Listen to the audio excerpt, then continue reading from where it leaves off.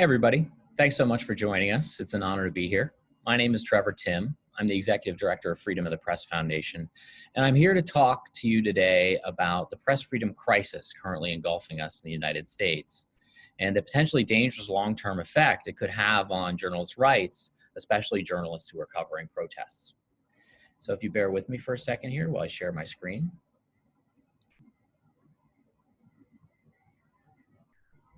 So this crisis actually started about 6 months ago with the start of the protests, the nationwide historic protests over the police killing of George Floyd. But I actually want to go back a little bit further first to talk about how we got here and especially what we're doing about it. So when the George Floyd protests have certainly captured the imagination of the nation and even the world. But they are certainly not the first protests surrounding the police killing of a black man in the United States in recent history. You'll remember back in 2014 in Ferguson, Missouri, there were several protests or month-long protests within that city that gained nationwide attention. But it wasn't just the protests that gained attention or the police brutality that led to them. It was actually the militarization of the police and what the police were doing while the protests were going on. Most notably, the police started arresting journalists who were covering these events. In August of 2014, the police in Ferguson arrested two journalists, one Wesley Lowery of the Washington Post, and another Ryan Riley of Huffington Post, both who were working together inside a McDonald's using their internet. Saw police enter and started filming them. The police immediately arrested them and would later lie about why they did. But this was just the first of many incidents. Soon there were 6 more journalists who were arrested. And it got us in the press freedom world thinking that actually we have no idea, despite the fact that we live in the land of the First Amendment, we have no idea how many journalists get arrested for doing their job each year. And so at Freedom of the Press Foundation, we actually started keeping kind of an unofficial track of this during the Ferguson protests. We eventually found that at least 24 journalists had been arrested, or there was at least evidence that they had been. But we weren't the only group that was thinking about this issue. Within a few years, we would actually team up with the Committee to Protect Journalists to launch a news and database website actually its sole purpose was to comprehensively track press freedom violations in the US. So not only would we try to track the number of journalists arrested, but we would try to track the number of journalists physically attacked, subpoenaed, censored by legal orders, referred to as prior restraints, denied access to public events, a whole host of categories that we could say once and for all, here is the state of press freedom in the United States. So we launched this site in 2017, and it's called the US Press Freedom Tracker. And when a press freedom incident happens, we don't just count it or log it. We actually write up a full news story about it. Our small team of reporters, led by our managing editor, Kirsten McCudden, will talk to the journalist who was affected, look at any video evidence or any other type of evidence that is publicly available online. We'll talk to witnesses. We'll even talk to the assailant if they'll talk to us. And so this is an example that you're seeing here on the screen of a typical story that we might write. And so when we started this website, we actually gathered some of the largest press freedom groups in the country to join us as our partners. So you can see the Reporters Committee for Freedom of the Press, Reporters Without Borders, and organizations like the Knight Institute for the First Amendment, or the Knight First Amendment Institute at Columbia, help us gather this type of data, advise us on how we should collect it and show it to the public. And then all of these organizations can use this data for advocacy. So from 2017 to 2019, there was about 100 to 150 press freedom violations per year. This was actually what we thought was a lot. It was actually more than we were expecting. Here you can see some of the categories from 2019 that we were tracking. So there was 9 journalists arrested, 32 were physically attacked. And this isn't all of the data that we captured. There's about a half dozen other categories, but it gives you an idea of the numbers that we were facing. And so here is what it looks like in 2020. As you can see, the numbers are astronomical. And in fact, these numbers are probably already out of date. The numbers that you're seeing on top even, I know are out of date because there's been about 120 journalists arrested. The press freedom violations are happening so fast that it's hard for us to keep up. And so how did this start? Well, you might remember shortly after the George Floyd protests began, a CNN camera crew was arrested live on national television. And during that week, starting in Minnesota and then spreading nationwide, police would attack and arrest countless journalists for doing their job, often targeting them actually because they are journalists. Many of these attacks were actually caught on film. And so I'd like to take a minute to just play this short video that our partners at CPJ put together that collected just a small portion of the footage from the first week of the George Floyd protests.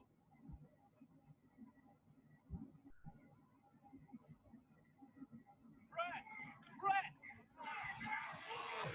I'm pressed!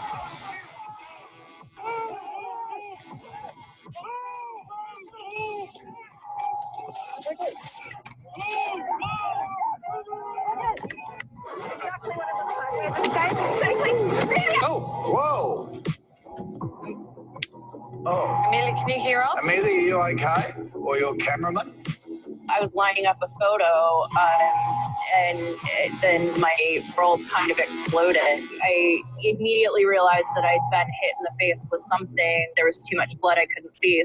I just closed my eyes and started yelling, I'm pressed. And so we walked away. I'm sorry? Okay. Do you mind telling me why I'm under arrest? Sir? Why am I under arrest? Sir? We're going to end up in a place we don't want to be here if we're not careful, Katie. So, damn it! Just move out of there as quickly as you can. We got plenty of time here. Are you okay? I'm getting shot. I'm getting. Okay, Katie, are you okay? Rubber bullets. Who are they aiming that at? Shooting at the photographer. At us, like directly at us. Directly. Why are they doing that? Shooting at our crew. Do they not know that obviously they see the camera? I am press. Please.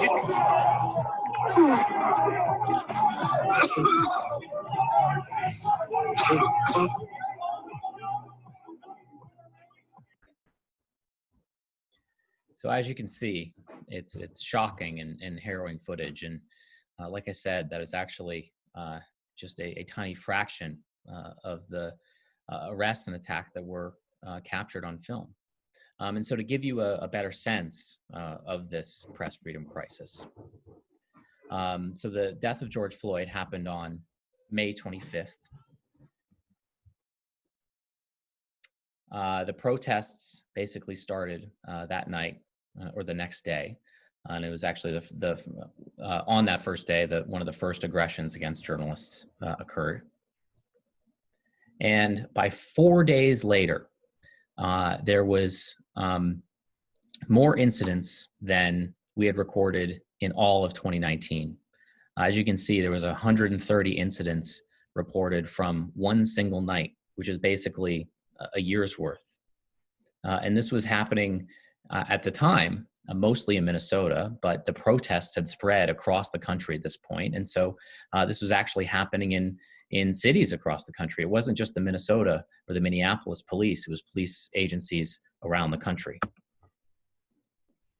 And as you can see, since then, there have been over 930 press freedom violations reported to the Press Freedom Tracker. Here's what this looks like in graph form. You can see from 2017 to 2020, we had crossed 400 incidents, and then things just exploded. So when thinking about the breakdown of these numbers, 930. There's been over 120 journalists arrested. There have been over 200 shot with rubber bullets. There have been another 200 that have been physically assaulted. The vast majority of physical assaults even have happened by police. There have been dozens of others who have been pepper sprayed or tear gassed, often in a targeted fashion.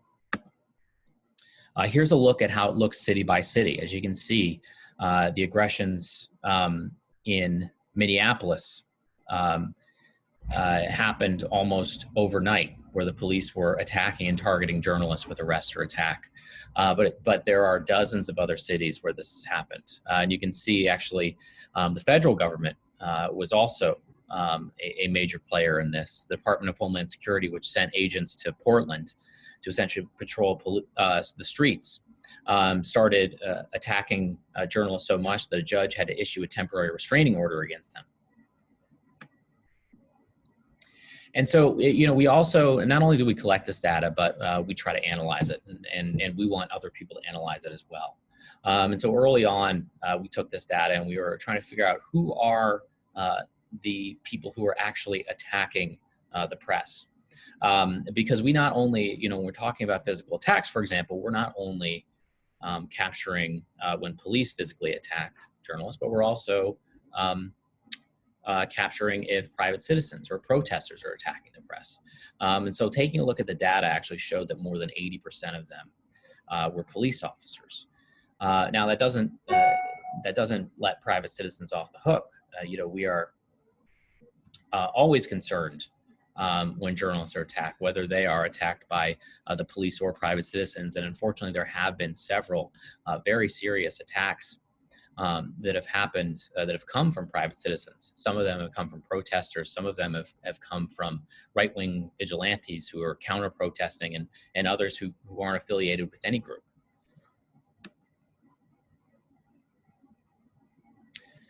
And so here is what our website looks like today, and some of the stories that we have published. It is a very small team who is doing this work.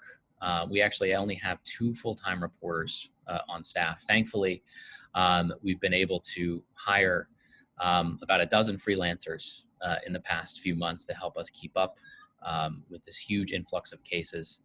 CPJ has also lent many of their editors and writers to make sure that we can capture all this information in a timely manner. But it's just impossible when there are, in some cases there were hundreds of press freedom violations in the weekend, to write stories instantly so that we can keep track.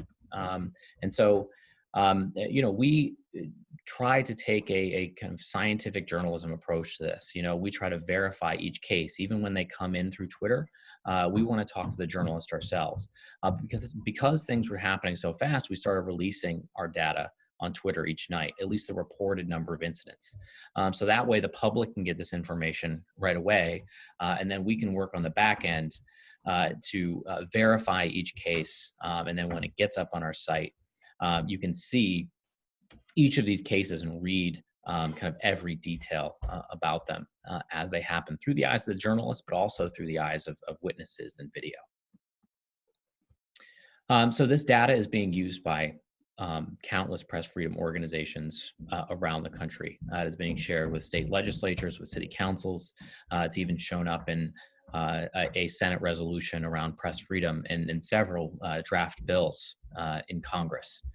But we really want to share this data with the public. We want to share it with you. We want to see what you can do with it. If there are trends that you see in there, if there's a way that we can better visualize this data, and essentially if there is a better way that we can serve press freedom. All of our data is available on our site. It's available through an API, and it is for you to use, for you to collaborate with us, for you to take to your representatives to show them that